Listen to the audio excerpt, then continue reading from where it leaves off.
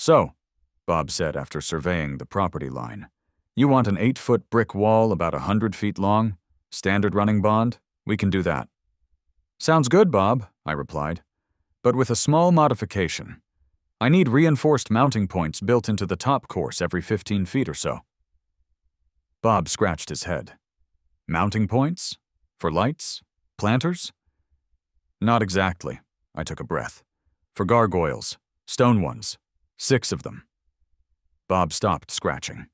He looked at me, then at Sterling's pristine house next door, then back at me. A slow grin spread across his weathered face. "Gargoyles," he rumbled. "On a garden wall. Here?" He chuckled. "All right, pal. Your money. You want places to stick stone beasties? I'll build them strong enough. Just don't blame me if birds refuse to land in your yard anymore."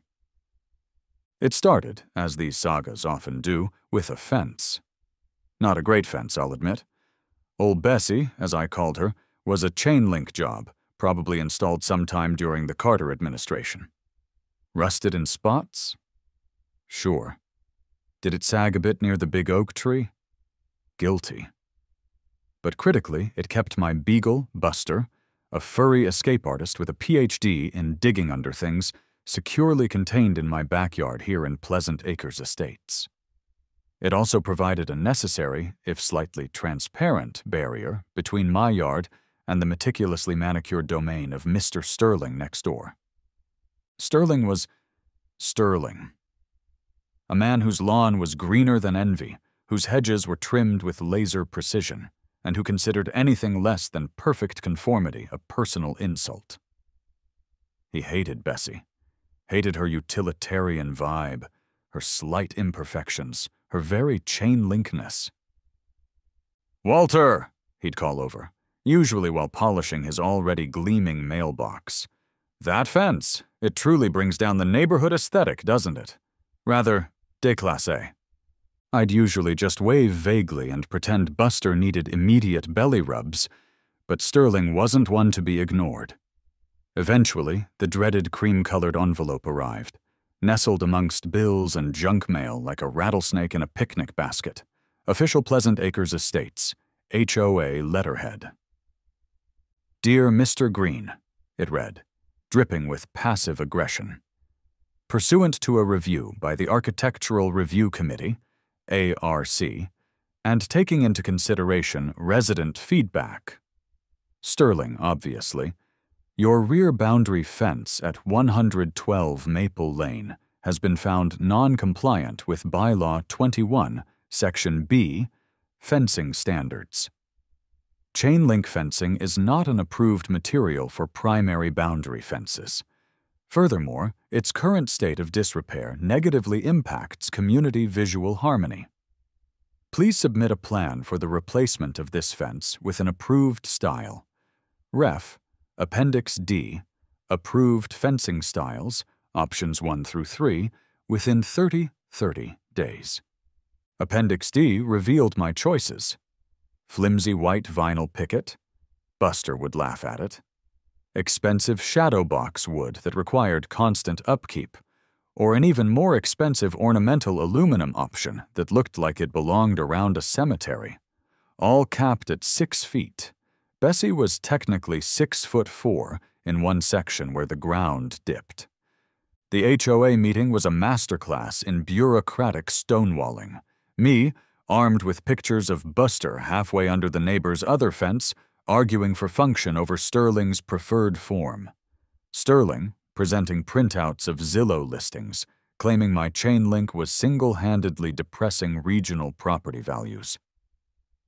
"The bylaws exist to protect our investments, Walter," intoned Mr. Abernathy, the ancient HOA president who seemed less concerned with bylaws and more concerned with staying awake. He peered at the rule book. "Says here, chain link, no good. Height over 6 feet, no good. Gotta pick A, B, or C." "But none of those will reliably keep my dog in," I protested. "And the cost." "Maintaining community standards has associated costs," Abernathy replied placidly. "Submit your plan for a compliant replacement. 30 days. I walked out of there steaming. Tear down Bessie? Replace her with something inadequate or bank-breakingly expensive just to satisfy Sterling's obsession with uniformity? Replace it, I fumed, staring at Bessie's familiar rusty diamond pattern later that evening. Fine. If you want something new back there, Abernathy, Sterling, I'll give you something new. Something you won't forget. Something permanent. My first call wasn't to a fencing company. It was to the city building department. I needed to know the rules on walls. Fences in Pleasant Acres were capped at 6 feet and specific materials. But solid boundary walls? City code allowed masonry walls up to 8 feet high on the property line, provided I got the proper permits and met setback requirements, which were minimal for a wall directly on the line, unlike a fence. The HOA bylaws? Surprisingly, they were full of minute details about fences, picket spacing, wood grades, vinyl thickness, but almost entirely silent on solid walls. An oversight? Or perhaps they never dreamed anyone would be crazy enough to build one. An idea began to form, beautiful in its defiant solidity. A brick wall, 8 feet high, impenetrable to Buster, impervious to Sterling's complaints about tone, permanent. But just brick? A bit bland, wasn't it? If I was going to go to the trouble and expense of building a wall purely out of spite and necessity, it needed character. It needed drama. It needed to be a statement so loud it drowned out Sterling's whining. Late one night, scrolling through architectural salvage websites, don't ask, I saw them. Gargoyles. Leering, magnificent, stone monstrosities designed to ward off evil spirits, or maybe just nosy neighbors. The absurdity hit me like a ton of bricks, literally. A Gothic fortress wall in suburban Ohio. It was perfect. And spikes. Not real spikes, obviously, but decorative iron finials along the top. Pointy ones, suggestive of medieval battlements. Finding a mason wasn't hard. Bricklayer Bob was a local guy, solid reputation, built like he was carved from granite himself. So, Bob said after surveying the property line, you want an 8-foot brick wall about 100 feet long. Standard running bond, we can do that? Sounds good, Bob, I replied, but with a small modification. I need reinforced mounting points built into the top course every 15 feet or so. Bob scratched his head. Mounting points for lights, planters? Not exactly. I took a breath. For gargoyles, stone ones, 6 of them. Bob stopped scratching. He looked at me, then at Sterling's pristine house next door, then back at me. A slow grin spread across his weathered face. So, gargoyles, he rumbled. On a garden wall. Here? He chuckled. All right, pal. Your money. You want places to stick stone beasties, I'll build 'em strong enough. Just don't blame me if birds refuse to land in your yard anymore. Finding the gargoyles was trickier. Real stone was out. Too heavy, too expensive. I eventually found a company online specializing in high-quality resin architectural replicas. 6 grotesque, leering faces. Surprisingly lightweight, but looking menacingly authentic. Ordering them felt wonderfully subversive. The spikes required a custom touch. I found a local metalworker, a wiry guy with tattooed arms who introduced himself as Spike. Decorative finials? Spike asked, looking at my crude sketch. Sure, wrought iron? What style you thinking? Standard stuff? Thinking more Gothic, I said. Pointy, like little spikes, but, you know, purely decorative. Legal. Spike's eyes lit up. Gothic spikes. Nice.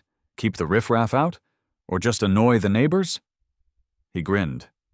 Yeah, I can hammer out something suitably menacing, but probably wouldn't actually impale anyone unless they tried really hard.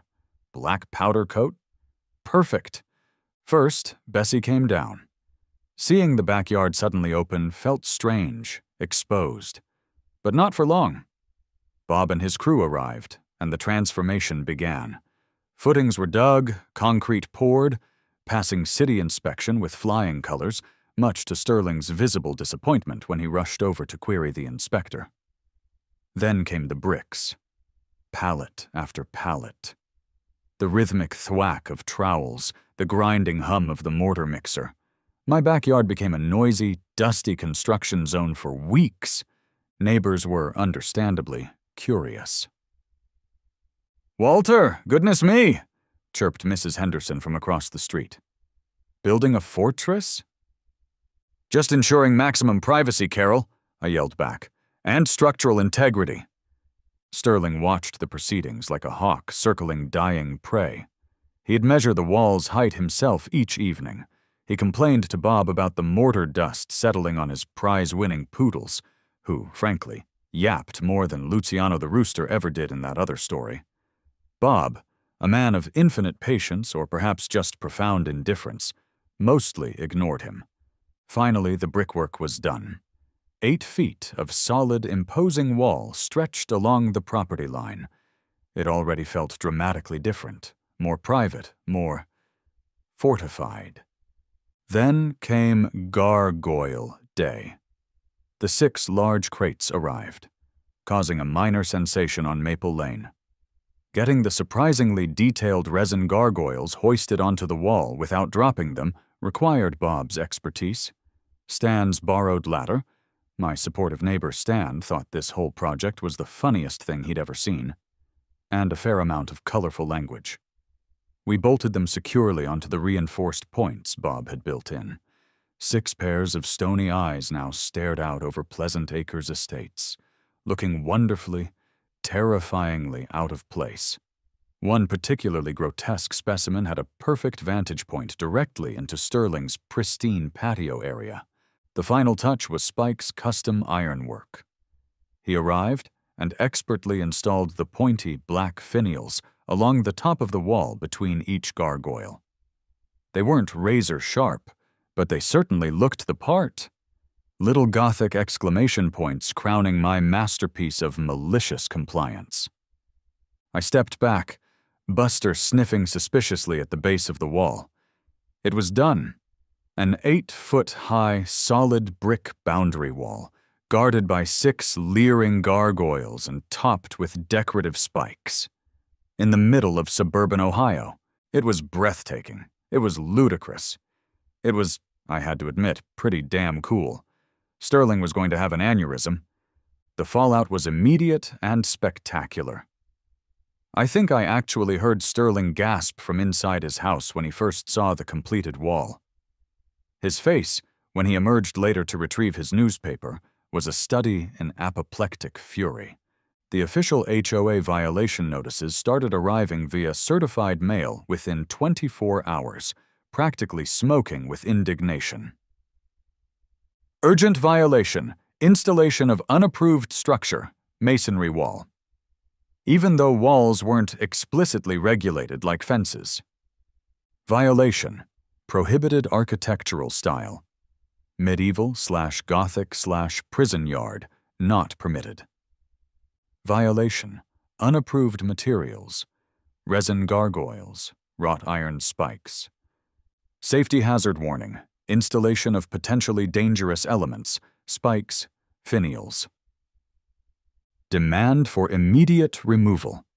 Entire non-compliant structure and all associated embellishments. Madam Zara, HOA President Abernathy, left a sputtering voicemail message about unprecedented affronts and exploring all legal avenues. Sterling, naturally, escalated directly to the authorities. He called the police, claiming the spikes posed an imminent danger to the public. 2 officers arrived, looking deeply skeptical as Sterling frantically pointed at the top of my 8-foot wall. "Sir," the first officer said to me, adjusting his cap and squinting up at the finials, "we got a call about, dangerous spikes on your wall." "Spikes, officer?" I feigned innocence. "Oh, you mean the decorative iron finials? Just adding a little architectural flair. They're purely ornamental, see?" I pointed. "Well, inside my property line, way up there. Couldn't reach him if you tried. Sterling interjected. They look sharp. Think of the children. Think of the poor birds. The second officer sighed. The universal sigh of cops dealing with HOA drama. Sir, he addressed Sterling, they're on his private property, 8 feet off the ground. We don't see an immediate public safety hazard or violation of any city ordinance here. Looks like a disagreement over aesthetics, which is really between him and his homeowners association. They gave me a nod. Try to keep the peace, folks. And they left, leaving Sterling practically vibrating with frustration. The HOA, however, was not deterred. An emergency meeting was called. Action required regarding non-compliant boundary wall and prohibited embellishments, 112 Maple Lane. I went prepared, brought copies of my city permits for the wall structure, brought printouts from architectural dictionaries defining finial and gargoyle as legitimate, if perhaps uncommon, decorative elements, brought photos comparing my wall's setback and height to city code allowances, all compliant. Sterling presented his case first, complete with dramatic photos of the gargoyles' faces zoomed in, looking particularly menacing. He talked about neighborhood character, declining property values, the psychological distress caused by living next to a fortress. Then it was my turn. Mr. President, members of the board, I began calmly. My previous fence was deemed non-compliant. I was required to replace it. Instead of installing another fence that might also eventually fall afoul of subjective interpretations, I chose to invest in a permanent, structurally sound, city-permitted masonry wall. I held up the permit. The decorative elements, the gargoyles, which are artistically significant figures with a long architectural history, and the iron finials, are additions to this permitted structure. Are gargoyles or finials explicitly prohibited by the bylaws? The bylaws extensively regulate fences, but seem less specific regarding solid walls and their adornments. The HOA lawyer cleared his throat, muttering about aesthetic covenants and deed restrictions being enforceable even if bylaws were vague. Abernathy looked confused. Other board members looked torn between annoyance at me and fear of Sterling. The argument raged. Could they force demolition of a city-permitted wall over purely aesthetic HOA objections? Could gargoyle be interpreted as prohibited statuary? Were the finials spikes or decorations? It was expensive, uncertain legal territory. In the end, they didn't vote for immediate demolition. They voted to levy massive, potentially ruinous fines for every conceivable violation: the unapproved style, the unapproved materials, the hazardous elements, the sheer audacity of it all, and instructed their lawyer to proceed with legal action if I didn't remove the offending elements, gargoyles and spikes, within 30 days. The wall itself, being city-permitted, was harder to attack directly, at least for now. So, where does that leave us? The fines are piling up. My lawyer, yes, I had to get one, is exchanging increasingly passive-aggressive letters with the HOA's lawyer. The gargoyles and spikes remain for now. The wall stands tall. Living behind it is interesting. It is incredibly private. Buster loves it. No visual temptations from Sterling's poodles. Some neighbors cross the street to avoid walking past. Others slow down, staring. The neighborhood kids seem to love the gargoyles. I found a couple of action figures placed carefully at the base of the wall one morning as apparent offerings. Stan thinks I should install dramatic purple uplighting, but I feel that might be pushing it. Do I regret building my Gothic fortress in the middle of Pleasant Acres Estates? The cost has been significant, both financially and in terms of neighborly relations, at least with Sterling. It was definitely overkill. But every time I look out my window and see Gargoyle #3, I call him Edgar, staring stoically out over the pristine beige landscape, guarding my little patch of suburban defiance? Yeah, It feels pretty good. Let the HOA send their letters. My castle walls are strong, and Edgar doesn't look impressed.